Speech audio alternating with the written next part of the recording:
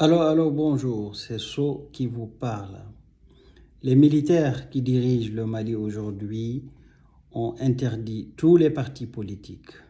Ils ont emprisonné des prisonniers. Et là, je pense à El-Béchir Thiam, qui fait partie du parti LMA, et Alassane Abba, qui fait partie du parti CODEM. Ces dernières années, ils ont emprisonné beaucoup de gens pour rien du tout, ils n'ont rien fait. Ils sont entassés comme des animaux, sans jugement, sans procès, rien. Ils n'ont même pas fait de garde à vue.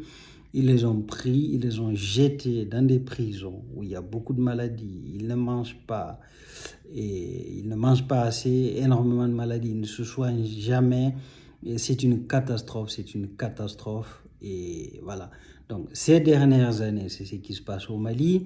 Et la population civile Peul est particulièrement visée. Ils sont tous associés aux terroristes et djihadistes qui se trouvent dans la brousse.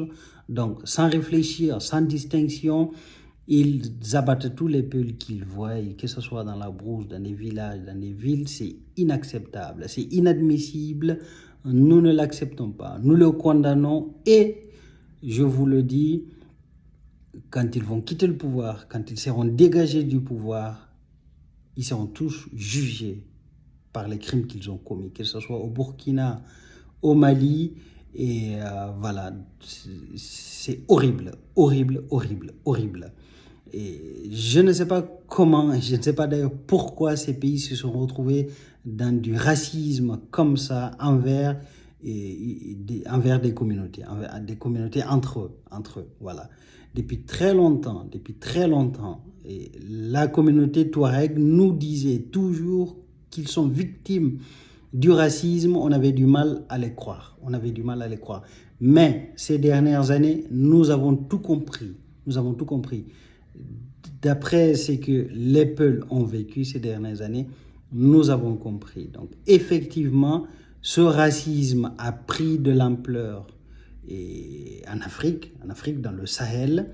Et aujourd'hui, il tue des Peuls. Il cible des Peuls, il les tue. Donc, voilà, c'est extrêmement grave. Alors, nous nous défendrons. Vive la démocratie, vive la République du Mali, vive la démocratie.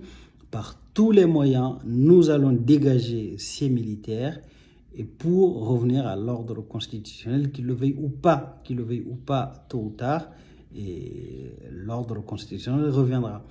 Donc, je pense ici à Lamine Daou, qui était un simple étudiant malien, emprisonné, sans jugement, à Bamako. Ça fait bientôt 3 ans, Lamine Daou, un étudiant malien arrêté dans son village à plus de 700 km de Bamako, parce qu'il était dans son village, parce que c'est la brousse là-bas. Il a été accusé d'être terroriste. Donc, ils l'ont amené à Bamako, ils ne l'ont pas jugé, il est jeté dans la prison là-bas, il est toujours là-bas, il n'est pas sorti. C'est extrêmement grave, c'est abominable ce qui se passe au Mali, ce qui se passe à Bamako. Et voilà. Et le plus choquant, c'est qu'il y a encore des gens, il y a encore des Maliens, des gens qui soutiennent ces militaires-là. C'est extrêmement grave. Surtout les étrangers, les Maliens qui sont à l'étranger, les Maliens qui vivent à l'étranger, qui soutiennent ces criminels qui sont au pouvoir, qui ont confisqué le pouvoir, qui tuent des gens, qui n'ont rien foutu d'ailleurs. Aucun développement, rien, que ce soit dans la scolarité, dans les écoles et les infrastructures, rien. Comme c'est des idiots, ils n'y pensent même pas. Ils ne réfléchissent pas. Ils ne pensent pas à faire des routes, à ce que les enseignants soient bien payés, à ce que les médecins soient bien payés, etc. Ils ne pensent pas, en fait, au développement du Mali. Ils se contentent de tuer des Peuls. Voilà. Ça leur fait plaisir.